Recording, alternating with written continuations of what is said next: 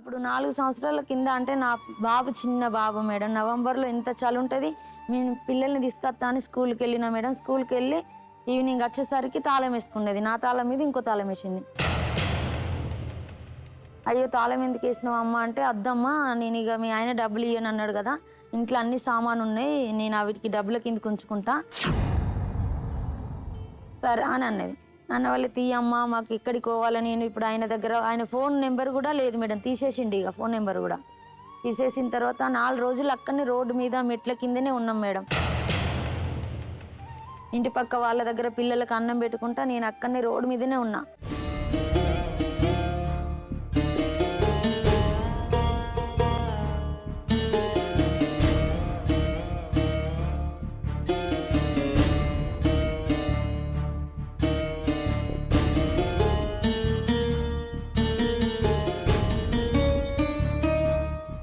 నాలుగు రోజుల తర్వాత ఇంకొక అక్క వాళ్ళు ఆశ్రయం ఇచ్చిళ్ళు నాకు. నెల రోజులు వాళ్ళ ఇంట్లో ఉన్నా. మొత్తం అప్పులు చేసిండు మేడం. ఆమె కోసమే 2 ఆటోలు కొన్నాం మేము, ఆటోలు కొనిచ్చినాం మేము. ఇప్పుడు ఆటో ఎక్కడ ఉంది? ఆటోలు అప్పులోళ్ళు గుంజుకొని వెళ్ళిళ్ళు మేడం, సామాను గుంజుకొని వెళ్ళిళ్ళు మా మొత్తం. సాముడుక తిందామంటే సామాన్ కూడా లేదు. దానికి ఏం లేకుండా చేసిండు మేడం. 2 గంజులు తప్ప కట్టు బట్టల మీద మమ్మల్ని వెళ్ళగొడితే నేను రోడ్ మీద వేరే వాళ్ళు నన్ను నెల రోజులు ఉంచుకుంటే వాళ్ళ ఇంటికి కూడా అప్పులోళ్ళని ఎగేసిండు. ఆమె ఉన్న ఆయన ఇద్దరు కలిసి అక్కడ ఉన్నది అక్కడికి ఓన్లానంటే వాళ్ళ ఇంటికి వచ్చి వాళ్ళని ఇజ్జత్ తీస్తా అంటే వాళ్ళు నన్ను నువ్వు వెళ్ళిపోయి ఇక నువ్వు చేయటి మాకు గొడవలు అవుతానే అన్నారు మేడం.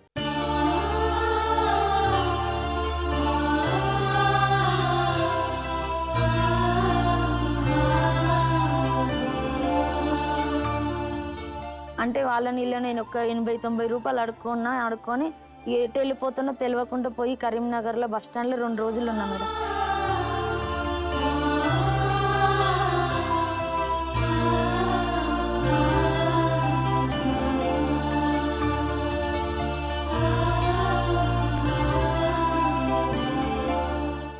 రెండు రోజులు ఉన్న తర్వాత వాళ్ళకు డౌట్ వచ్చి అక్కడ ఉన్న వాళ్ళు అడిగిన ఏంటిదమ్మా ఏం పరిస్థితి అంటే, ఏం లేదు సార్ మాకు ఎవరు లేరు, ఏదైనా అనాథాశ్రమం ఉంటే చెప్పండి సార్. వీళ్ళ దగ్గరికి వెళ్ళలే నేను వాళ్ళ దగ్గరికి, వాళ్ళకు తెలియదు, నేను వెళ్ళలేదు, చెప్పలే ఈ మ్యాటర్ అప్పుడు. అయితే నేను వెళ్ళిన తర్వాత ఆ సార్ వాళ్ళు సరే అమ్మ అని ఫోన్ చేసి అన్నయ్యకి ఫోన్ చేసిళ్ళు మేడం. పెద్దపల్లిలో ఆ అన్నయ్య వాళ్ళ ఇంట్లో ఒక 4-5 నెలలు ఉన్నా మేడం. 4-5 నెలలు ఉన్న తర్వాత అప్పుల వాళ్ళు అందరూ నాకు ఫోన్ చేసి పెట్టిళ్ళు మేడం. ఫోన్ చేస్తే నేను అక్కడ పిల్లల్ని అక్కడ వదిలేసి ఈయన దగ్గరికి వచ్చేదాన్ని. ఊకే వారానికి ఒకసారి వచ్చి అడిగితే ఆటో నడిపేటోడు, నేను అడిగితే నన్ను ఎక్కడ దొరికితే అక్కడనే మస్తు కొట్టి వెళ్ళగొట్టేటోడు మేడం.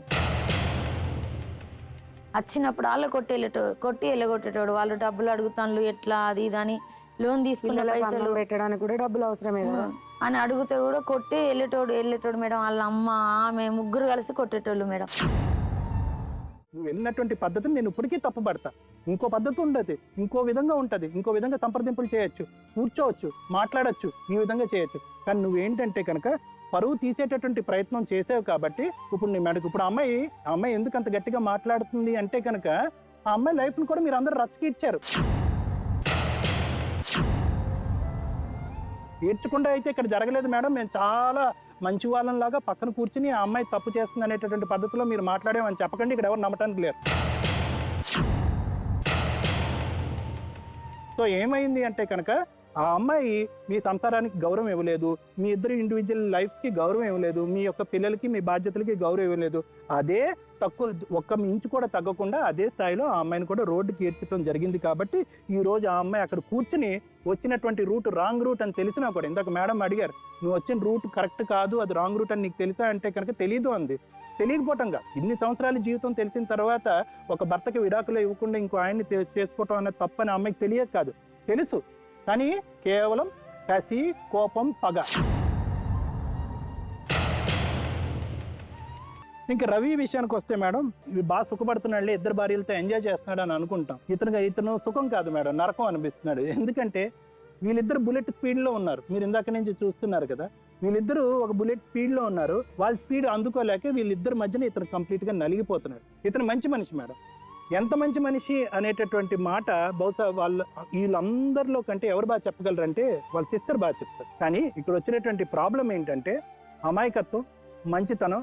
అరే ఇక్కడ ఇక్కడ ఈ అమ్మాయిని ప్రేమించడం వరకు జరిగింది.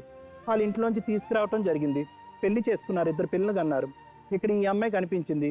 ఈ అమ్మాయి సాధక బాధకాలన్నీ మీరు విన్నారు, కాపాడాలి అని అనుకున్నారు, లేదంటే ఏదో చేయాలి అని అనుకున్నారు, ఆ అమ్మాయిని సేవ్ చేశారు. కానీ ఇక్కడ ఉన్నటువంటి ప్రాబ్లం ఏంటంటే ఇలాంటి అంశాల్లో అమాయకత్వం, మంచితనం అన్నది పనికిరావు. ఎందుకంటే ఇప్పుడు అక్కడ మంచి చేశారు, ఇక్కడ అన్యాయం చేశారు. అది మీరు ఎంత కాదు అని మీరు పద్మ అనుకున్నా కూడా, ముగ్గురు కలిసి ఉందాం, సంతోషంగా ఉందాం అనుకున్నా కూడా, ఇలాంటి అంశాల్లో ఒక సైడే మంచితనం చేయగలం, ఒక సైడే న్యాయం చేయగలం, ఇంకో సైడ్ మీరు కాదనుకున్నా కూడా అన్యాయం జరిగిపోతుంది. సో ఇక ముందు రేపు ఈ రోజు కాదు, ఒక 10 సంవత్సరాల తర్వాత బహుశా మళ్ళీ మీరు ఇంకో అమ్మాయి ఎవరో వచ్చి నాకు వెనక ముందు ఎవరు లేరు, మా ఇంట్లో అందరూ వదిలేశారు అంటే కనుక మళ్ళీ మీ గుండె కరిగిపోవచ్చు. ఏమైంది, ఒకసారి కరిగింది, రెండోసారి కరిగింది, మూడోసారి కరగదని ఏంటండి? మనం అందరం మనుషులే కదా. కాబట్టి మీరు దయచేసి ఇంకో విధంగా ఏదన్నా దాన ధర్మాలు చేయండి, ఏమైనా ఆస్తులు పంచివ్వండి, ఏమైనా చేయండి. కానీ ఇలాగా అయ్యా నాయన బాబు నన్ను కాపాడండి అనేటటువంటి స్త్రీలతో దయచేసి ప్రేమించి వాళ్ళ తల్లిదండ్రులకి, వాళ్ళ భర్తలకి దూరం చేసి వాళ్ళకి న్యాయం చేయాలని మాత్రం ట్రై చేయొద్దు. ఈ సైకాలజీ నుంచి మీరు మారి బయటికి రావాలి. అయితే ఏంటంటే మేడం, పద్మ విషయానికి వస్తే, ఇందాక పద్మ అన్నది కదమ్మా, పద్మ అంటే నాకేమి సానుభూతి లేదు, ఆ అమ్మాయి వచ్చినటువంటి రూట్ తప్పు. కానీ ఆ తప్పుడు రూట్లో ఎందుకు వచ్చింది అనే దానికి ఆ అమ్మాయి సైకాలజీ ఒకసారి అర్థం చేసుకోవటం ఇంపార్టెంట్. అంటే ఇక్కడ 2 చూసామమ్మా మేము. ఏంటంటే చాలా గట్టిగా మాట్లాడుతున్నాం. ఒకటి, ఎందుకు గట్టిగా మాట్లాడుతున్నావు అంటే కనుక, నెంబర్ 1, నీకు ఉండేటటువంటి ఏకైక ఆధారం, ఏకైక దిక్కు మిస్టర్ రవి, అతని పోతాడేమో అనేటటువంటి భయం. నెంబర్ 2, నువ్వు చేసినటువంటిది నీకు తప్పు అయినా కూడా నువ్వు ముందుకొచ్చి నేను చేసిన తప్పు అని నువ్వు భావించట్లేదు. ఎందుకు భావించట్లేదు అంటే నీ కాన్షియస్ అది ఒప్పుకోదు. నేను తప్పు చేస్తానండి అని అంటే ఇంకేముంది, 2 నిమిషాల్లో అతను అక్కడికి వెళ్ళిపోతాడు, నీకేమీ ఉండదు. The concept of living together. నువ్వేమన్నావు అంటే కనుక, ఇంతకుముందు చాలా మంది స్త్రీలు ఇక్కడికి వచ్చి కూర్చొని చెప్తా ఉంటారు, మాకు అందరూ కలిపి ఉంటామండి ఏంటండి అంట.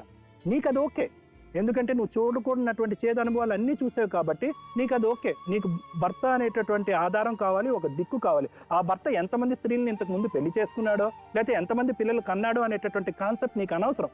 కానీ ఆ కాన్సెప్ట్కి 0.5% కూడా అక్కడి నుంచి ఏకీభవం లేదు. సో ఎప్పుడు కూడా దయచేసి మనం ఒక కష్టాన్ని అనుభవించాం కాబట్టి మనం చేసేటటువంటి పద్ధతిని అవతల వాళ్ళు మన మీద ఆ సానుభూతితో అవతల వాళ్ళు కూడా యాక్సెప్ట్ చేస్తారు అనేటటువంటి సైకాలజీలోకి దయచేసి వెళ్ళొద్దు. నీ బాధ నీదే, ఆవిడ బాధ ఆవిడదే. పీత బాధలు పీతవి, సీత బాధలు సీతవి. నువ్వు అనుకునేటటువంటి నరకం కంటే ఈ నరకం చాలా తక్కువ కాబట్టి ఇతను పట్టుకుని నువ్వు వేలాడుతున్నావు.